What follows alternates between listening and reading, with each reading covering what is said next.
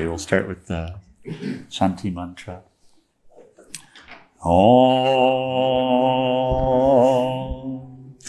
Sahanā-Vavatu, Sahanā Bhunaktu, Vīryam Karavā-vahai, Tejas Vinā Vadhīta Mastu, Vidvishā-Vahai. Om Shānti, Shānti, Shāntihi. Below Satguru Sivananda Maharaj ki, and for all of the saints and sages of all of the traditions. Hari Om Tat Sat. Okay. So we're talking about developing thought power. Is the focus of chapter 5. So we'll continue. Yesterday we ended with a practice related to will, and the discussion we were having towards the end yesterday is really helping us to see and then bring forward these powers that are offered to us. Of course, they're divine. We're not separate from the divine. But in the human experience, we think that we're doing so much, but what we recognize is that really it's the universal that's doing. But we have a contribution to it, and the contribution has to do with our discernment and the willpower. So choosing, rationating, contemplating, and one's choosing, willing, and we have this practice that we've kept up, which is this lifting up the hand, and just in order to see what our contribution is, because this movement is quite mysterious to us, but we know that we choose that we wish to lift the hand, and we know that we will it to be so. And this development of willpower that Swami Sivananda is exploring here is really central to the human experience, but also central to uplifting and recognizing and uniting with our essential nature. And we're all using willpower. It's just that in the general use, it's quite diffuse. So continuing with what Swami Sivananda is saying, he says, will is the dynamic soul force. The dynamic soul force. And in those words, there's something quite meaningful. So you're not body, you're not the mind either.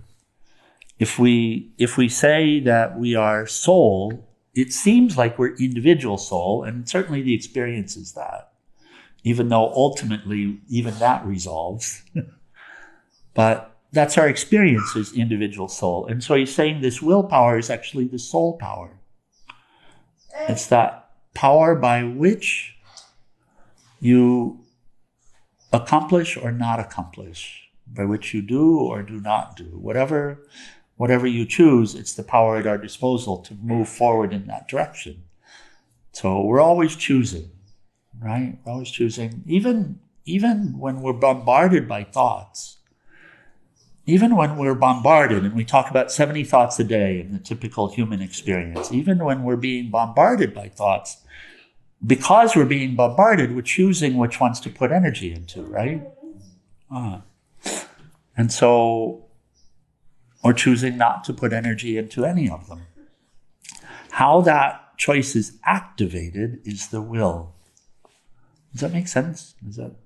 And that willpower is soul power. It is a divine power. We could say like that if that resonates in a different way. It's the great power. It's the great power. Through this willpower, everything here is done. You see, in an individual sense, when we consider I'm doing this and you're doing that, fine. Through what power are you doing whatever you're doing? You're going to have to see, if you really look at it, willpower. Whose will is it? It's divine. willpower. So it's the universal. It's God. It's whatever name we use. Mother. And so anything that's done here is done according to this soul power. That's the power. That's the power. Oh. So he says, will is dynamic soul force, is the dynamic soul force. When it operates all the mental powers, such as the power of judgment, power of memory, power of grasping, power of conversation, reasoning power, power of discrimination, power of reflection, and inference, all these come into instant play. So if we catch it, what he's sharing is that even bringing forth a thought, even contemplating a thought, even entertaining a thought, that's all done according to this same soul force, according to this willpower. All of the activity here is powered by this same. In fact, we're dealing with everything which is inert being motivated in some way. Even the mind is inert without a battery. Yes? So all of these, discrimination, reflection, etc., all these are powered by this willpower, and they come into instant play. Will is the king of mental powers. When rendered pure and irresistible, thought and will can work wonders. Will becomes impure and weak through vulgar passions, love of pleasures, and desires. The lesser, and can you catch why? It's the diffusion of that, aligning with that vital, that vital connection. Oh, beautiful. That's exactly it. So if you have one power, but we're spending that power in distracted ways, and ultimately, he uses the word vulgar passion. Now, Swami Sivananda is very straightforward, but we're talking about the ability to diffuse this willpower, to waste it, as it were, on things that we want, that our mind says we want, that have no benefit whatsoever. So he calls that vulgar. I suppose we can catch that. Yeah. Love of pleasures and desires. And then he says, the lesser the number of desires, the stronger is the thought power in the will. So that makes sense, right? Yeah? We were discussing yesterday the magnifying glass and concentration, power of concentration. So does it resonate? It's being shared? Okay. And this is where desire comes in. You know, often when we come into yoga, we'll get this teaching that sounds like desires are bad, but it's not saying that. It's saying, be careful what you desire. Because this is the way thought power and willpower work together.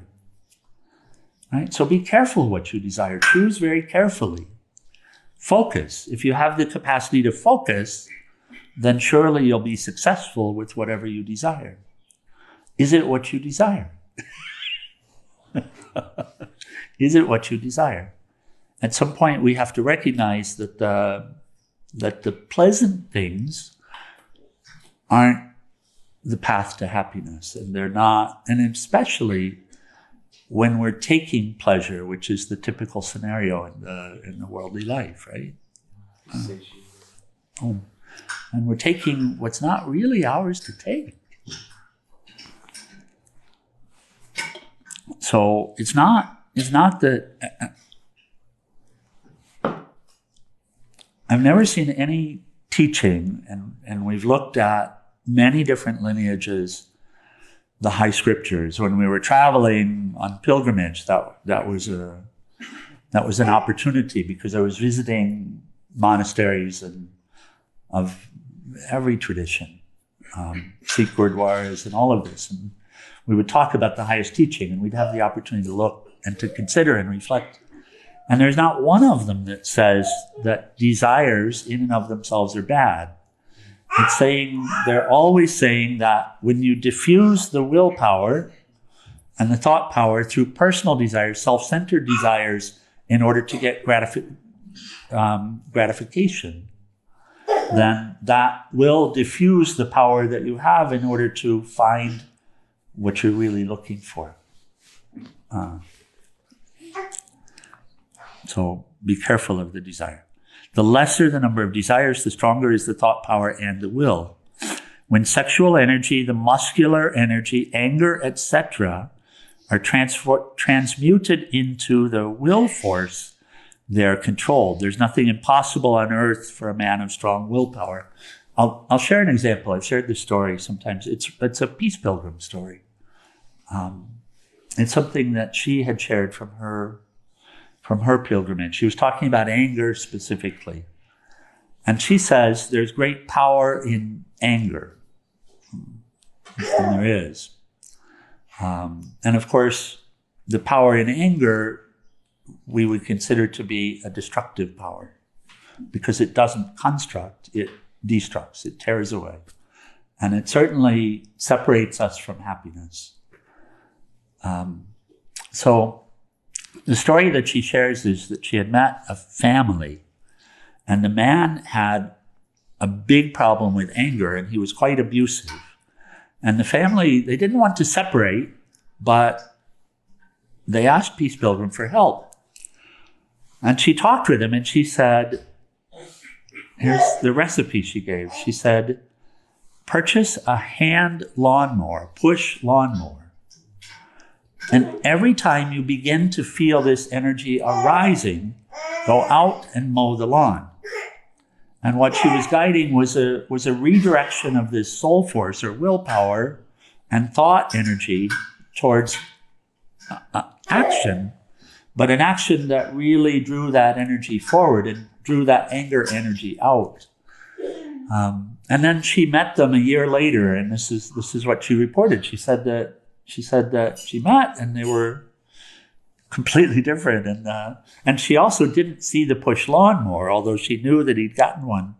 So she talked with him, and he said, finally, I didn't have the energy to push that lawnmower anymore when the anger was gone. And so that energy, though, which was being channeled through an anger reaction, was transmuted into compassion, into kindness, into the virtuous nature. So the energy was still there, but it was channeled in a beneficial way. So, and this is really our opportunities to recognize this. What is it that we're working with that we still need to transcend? So he says they're transmuted into the will force, which they had controlled, as it were. So there's nothing impossible on earth for a man or person of strong willpower. When you give up an old habit of drinking coffee, you've controlled to a certain extent the sense of taste, destroyed one vasana, one tendency, and have eliminated the craving for it. As there is freedom from the efforts to procure coffee and also from the habit of taking it, you will gain some peace. The energy involved in the hankering for coffee and which was agitating you will now be converted into the power of will. By the conquest over one desire, you gain willpower, and if you conquer some 15 such desires, your willpower will be 15 times stronger and more powerful. And this conquest, by imparting strength to the will help you to conquer other desires also. Unruffled state of mind, poised cheerfulness, inner strength, capacity to turn out difficult works, success in all undertakings, power to influence people, a magnetic and dynamic personality, magnetic aura on the face, sparkling eyes, steady gaze, powerful voice, magnanimous gait, unyielding nature, fearlessness, etc., are some of the signs or symptoms that indicate that one's will is growing. So if you want to check in, we will often see in our practices, we get to hear the voice, and we hear in the voice how the willpower begins to be developed as the voice becomes stronger and steadier. Okay, simple prescriptions for clear thinking. The mental images of the common person are generally very distorted. He does not know what deep thinking is. His thoughts run riot. There is a great deal of confusion in his mind sometimes. And he says, it's only thinkers, philosophers, and yogins who have well-defined, clear-cut mental images. They can be seen through clairvoyance quite vividly. Those who practice concentration and meditation develop strong, well-formed mental images. Most of your thoughts are not well grounded. And if we check, when the mind is really ruled by the worldly nature, lower natures, the thoughts that we're experiencing, they don't even completely form. Yeah, there's little birds or something. Yeah. Have you noticed that? Yeah, so they don't even completely form. They just flit through, as it were. And then it's on to the next. That was one observation I've made when you giving me a mantra. It was when I started chanting it. Oh. It was incredible how much more rooted it was. And then all the thoughts, the diffuse ideas, that even the emotional energy that was drawn out would just kind of, focus back. Right. Wow. It's happening all the time. Oh. And that mantra, the repetition of mantra, yes. I wanted to add Swami Yanesh for several times during meditation, she would use the image of birds coming to sit on a wire. Yes. Yeah, that's a very good image for what we're dealing with, yeah. So, indeed.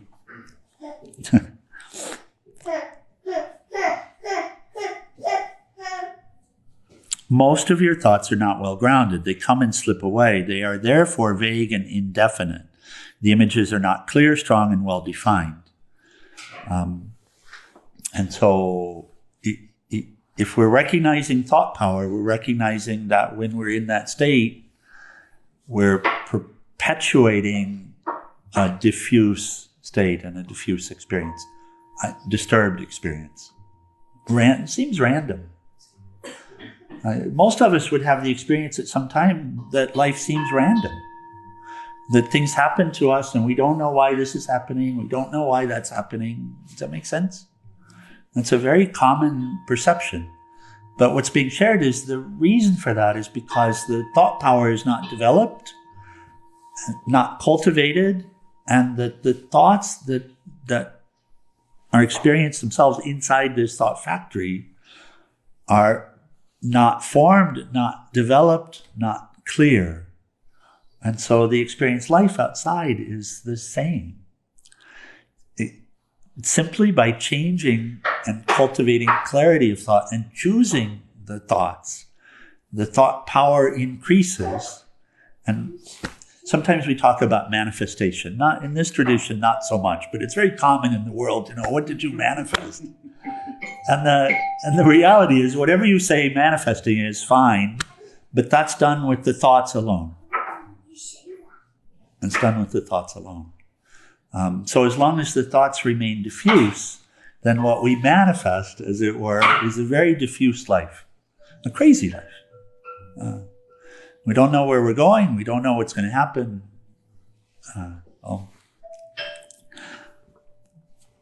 So turning that around is really working with the mind, choosing the thoughts, concentrating on them, being clear about them, developing clear images. So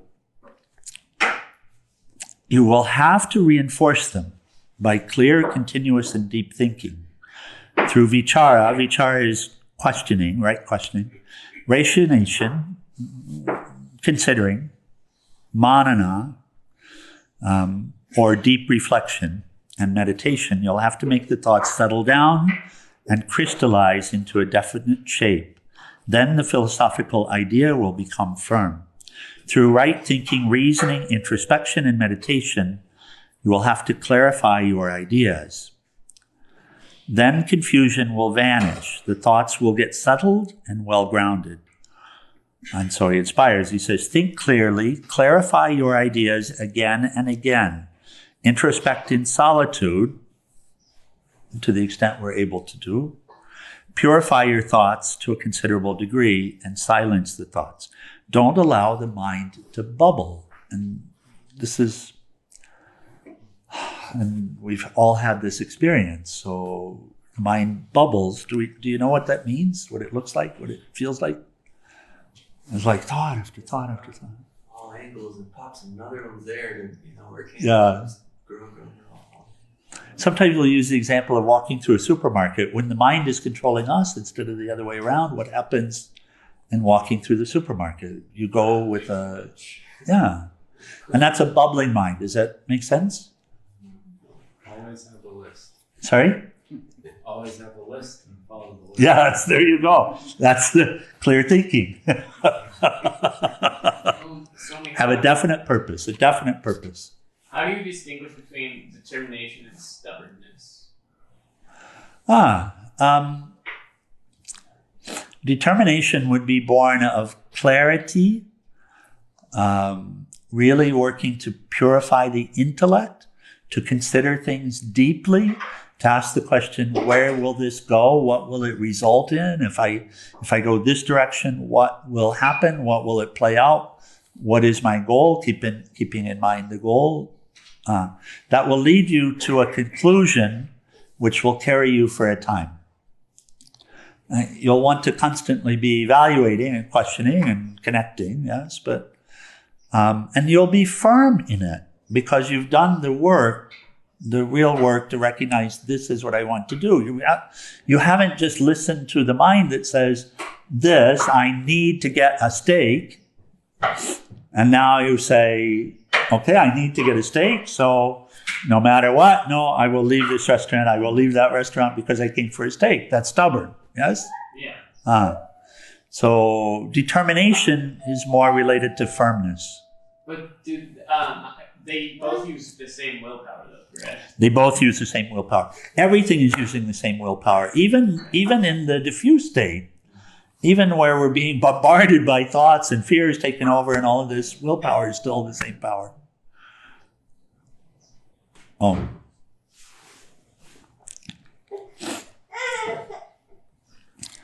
So he says, think clearly, clarify your ideas again and again, introspect in solitude. So have a definite plan. Have a definite plan. That's really what's being shared. Work it out. Consider it, reflect upon it. Don't let the bubbling thoughts disturb you. Be open and clear. Clarify your thoughts again and again. Don't allow the mind to bubble. Let one thought wave rise and settle down calmly. Then allow another thought to enter. Drive off extraneous thoughts that have no connection with the subject matter you're handling at the present moment. Let's try a practice together just to look at this. When we're being bombarded, it seems like we couldn't possibly control our thoughts. But, of course, you can. If you can do it in one moment, you can do it in every moment. So let's just practice right now in this moment. We can close our eyes gently and take the resolve to clear the mind. So clear the mind. Sometimes we'll use a visual of sweeping it.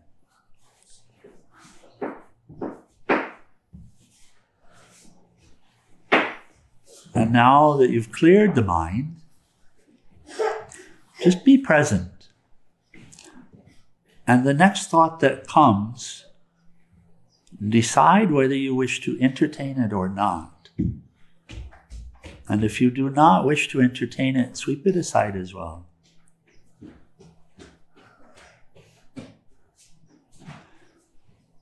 And maybe you wish to contemplate the character Om. See if you can bring that character Om into this mental factory. See if you can visualize it. See if you can turn it around, if you can reflect upon it. See if you can relate to the significance of it.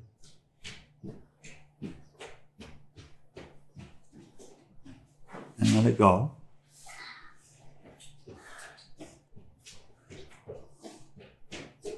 And then again observe, and the next thought that comes, see if you wish to entertain it or let it go.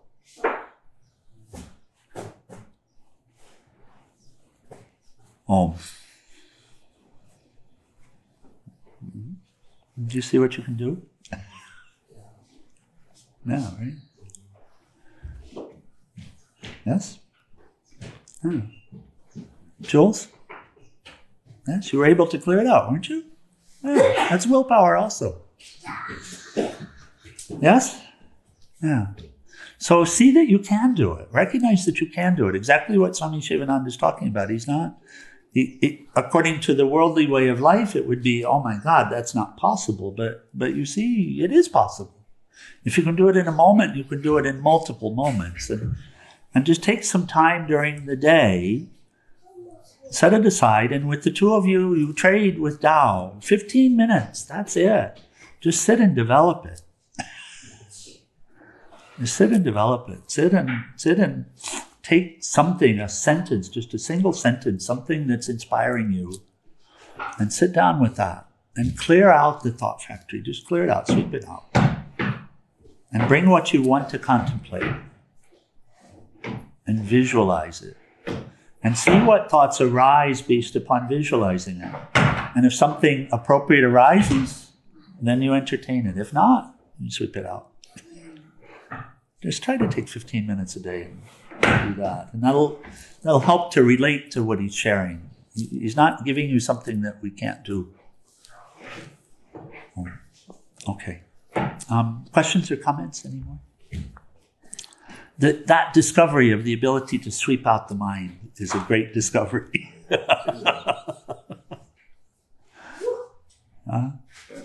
Yeah.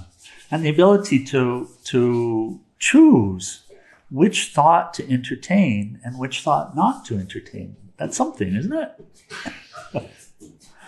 Just based upon that, you have the ability to... And we're all trying to control, and we're all trying to have freedom.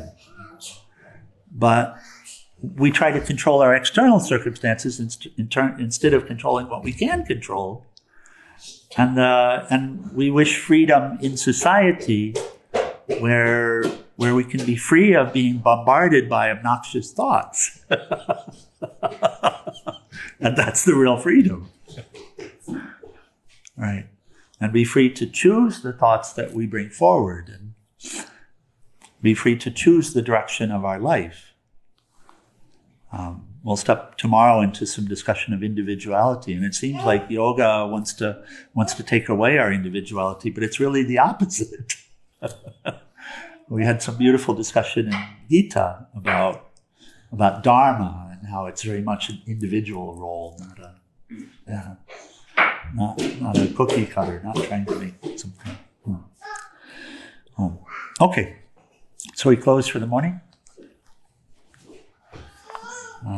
That practice, if you have the opportunity to practice it some today, in fact, I'd inspire you, if you can, to do it.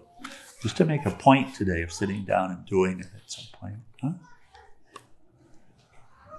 The more you see your capacity to create the mind of your dreams, and by that we mean peaceful, undisturbed, focused on what's beneficial for you and for all, right? Supporting you instead of leading you. The more you understand that capacity and the more you develop that, the suffering falls away.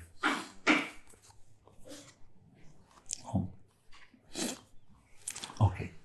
We'll close with final prayers in R2, page 174.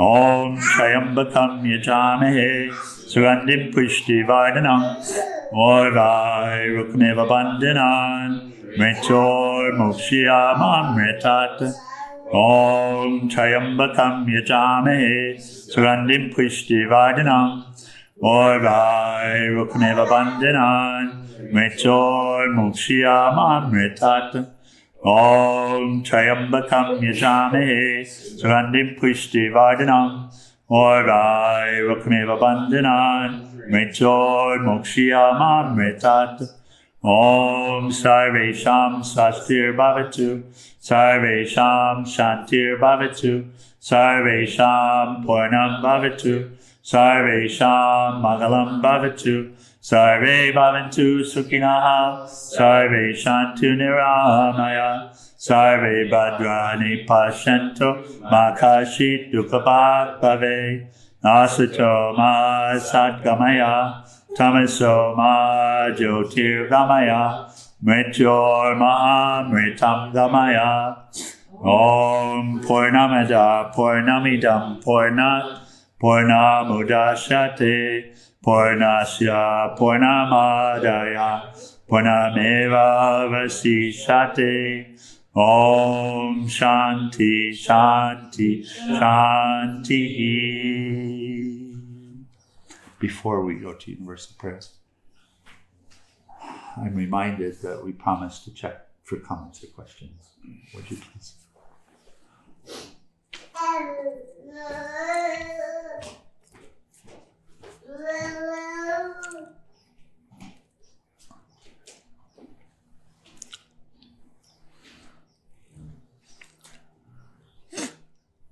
I'm saying I'm feeling peaceful already. I have a busy day ahead in the city that never sleeps. Jai. And someone saying positive thoughts and desires opens you up to the higher plane of existence. Employ good thought to self, and you will radiate that to all that cross your path. Jai. Thank you. Thank you. Okay, we'll continue with universal prayer. O adorable Lord of mercy and love, salutations and prostrations unto thee. Thou art omnipresent, omnipotent, and omniscient. Thou art Satchitananda. Thou art existence, knowledge, and bliss absolute. Thou art the indweller of all beings. Grant us an understanding heart, equal vision, balanced mind, faith, devotion, and wisdom. Grant us inner spiritual strength to resist temptation and to control the mind. Free us from egoism, lust, anger, greed, hatred, and jealousy. Fill our hearts with divine virtues. Let us behold thee in all these names and forms. Let us serve thee in all these names and forms. Let us ever remember thee. Let us ever sing thy glories. Let thy name be ever on our lips. Let us abide in thee forever and ever. Humble Lord Satguru Sivananda Maharaj Ki, and for all of the saints and sages of all the traditions, and stand for RT.